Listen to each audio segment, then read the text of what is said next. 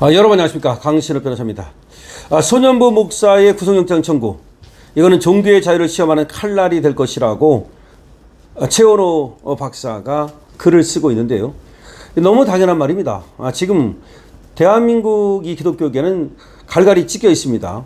이 손현보 목사의 구속영장 청구는 이번에 교계 단합의 기회가 돼야 됩니다. 아니, 공직선거법을 위반했다는 혐의로 구속영장을 청구한다는 게 이게 말이 됩니까?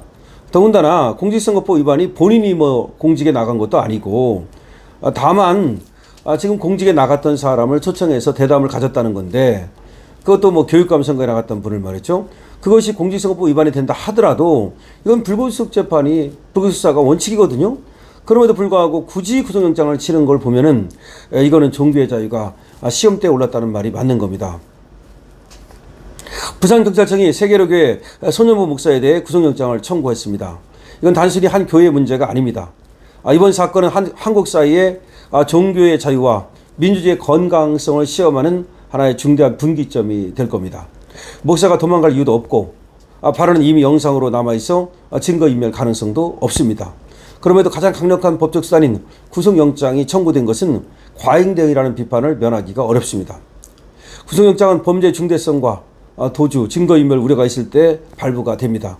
그러나 이번 사안은 공직선거법 위반 혐의로 원칙적으로 불구속 재판이 가능한 사안입니다. 공직선거법은 종교 지도자가 직위를 이용해 신도들에게 선거운동을 강제하는 것을 금지하고 있는데요. 그러나 신앙의 양심에 따라 특정 후보를 평가하거나 기도회를 열고 그리고 당선 염원을 말하는 것까지 금지하는 것은 아닙니다. 종교적 발언을 정치적 잣대로만 재단한다면 종교의 자유가 크게 훼손될 수가 있는 거죠. 자유민주주의 국가 가운데 목회자의 정치적 발언을 형사처벌 대상으로 삼는 나라는 드뭅니다. 미국의 경우 세제 혜택 박탈과 같은 행정적 제재는 있을 수 있지만 구속한 예는 없습니다. 이번 사건이 국제적으로 한국의 종교 자유가 후퇴하는 신호로 비춰질 수 있다는 점은 결코 가볍게 볼 것이 아닙니다. 일부 기독교인들은 트럼프 전 대통령이나 깅그리치 전 하원의장의 종교 탄압 발언이 한국교회에도 우호적 영향을 줄 것이라 기대했습니다. 그러나 이들 발언은 주로 통일교 수사 국면에서 촉발된 것이었고, 미국 정치권은 개신교와 통일교, 신천지를 세밀히 구분하기보다 한국 전체의 종교자유 문제로 뭉뚱그려서 인식하고 있습니다. 따라서 지금 한국교회는 외부의 우호적 메시지에 안주하기보다는 정통 기독교와 이단 집단을 분명히 구분하는 작업을 우선해야 하고, 그래야만 교회의 정체성이 뚜렷해지고 국제적 우호 여론도 실질적 힘을 발휘할 수 있을 겁니다. 그러니까 여기서 어느 종교가 이단이고 그런 것까지 얘기할 필요는 없지만, 어쨌든 간에 지금 정통 기독교 또 천주교가 됐든 불교가 됐든 이런 우리 종교의 자유가 지금 탄압받고 있는 것은 사실입니다. 그런데 지금은 어느 종교는 또 이단이기 때문에 또 탄압받아도 되고, 어떤 종교는 또 정통이기 때문에 탄압받아도 하면 안 된다, 그렇게 말할 수는 없는 거고요. 어쨌든 모든 종교는 다 종교의 자유가 있는 거니까 그것이 사회에 폐를 끼치지만 않는다면, 어쨌든 종교의 자유를 갖다가 박해하는 것은, 탄압하는 것은 다 문제가 있는 겁니다. 근데 특히 지금 세계로 교회 같은 경우는 지금 이렇게 구속영장까지 쳤기 때문에 그 문제가 되는 겁니다. 예를 들어서 교회라 하더라도 잘못이 있다면 수사도 가능하고 재판도 받아야겠지요. 그러나 이렇게 공직선거법을 이유로 말 몇 마디 했다고, 다시 말해서 이것이 이제 손현보 목사의 얘기인데, 손현보 목사의 얘기대로 말 몇 마디 했다고 구속까지 한다면 이거는 종교의 자유를 탄압하는 거고, 정치적 자유를 탄압하는 거고, 이거는 보통 문제가 아니다는 얘기입니다.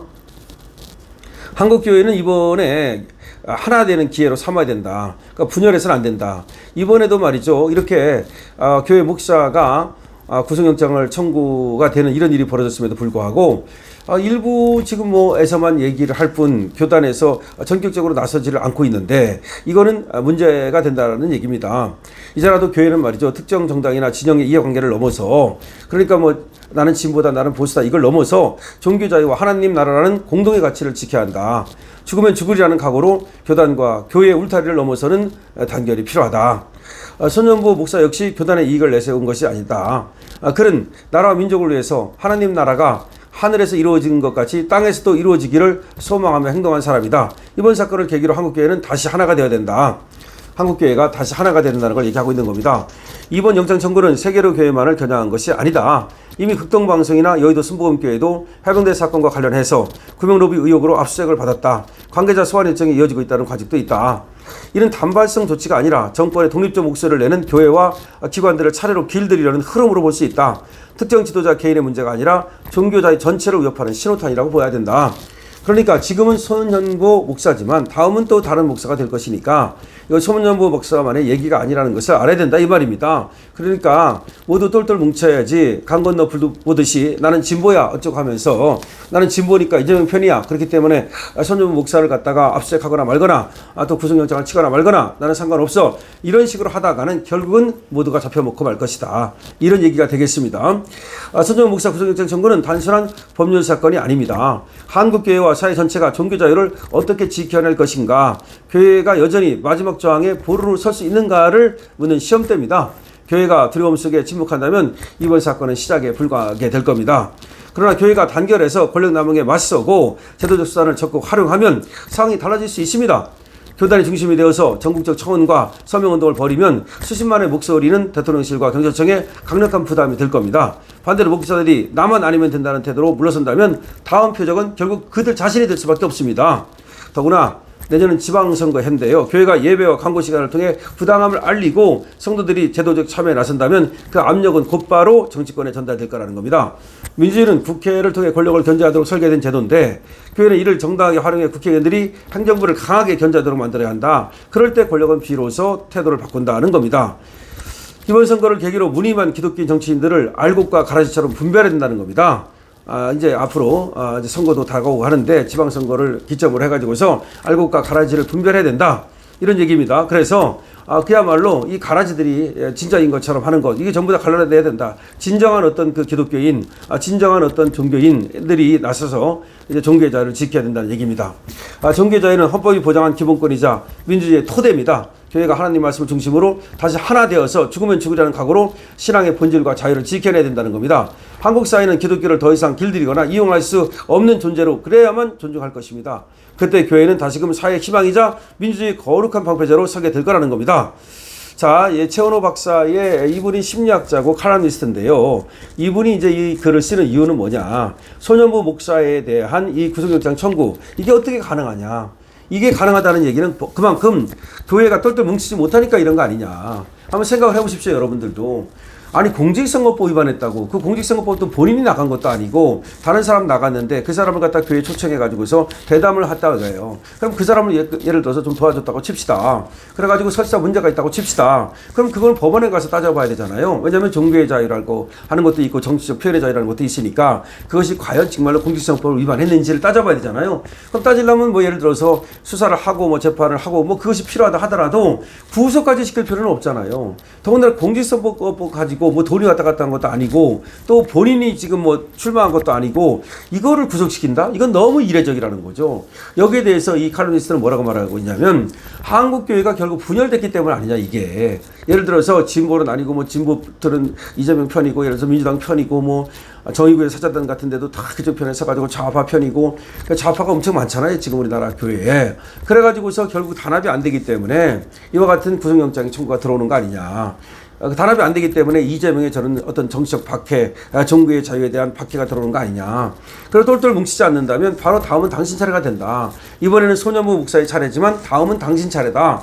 그러니까 종교인들이 특히 뭐 기독교인들이 똘똘 뭉쳐야 된다. 물론 다른 종교도 마찬가지예요. 다른 종교도 종교의 자유를 지켜야 되는 겁니다. 그러면서 물론 여기서 이제 지금 칼럼니스트가 하는 말은 뭐냐면 종교의 자유를 지키기 위해서는 그야말로 생직서 사직생의 자세로 죽으면 죽으리라 이런 자세로 그야말로 투쟁해야 되는 거지.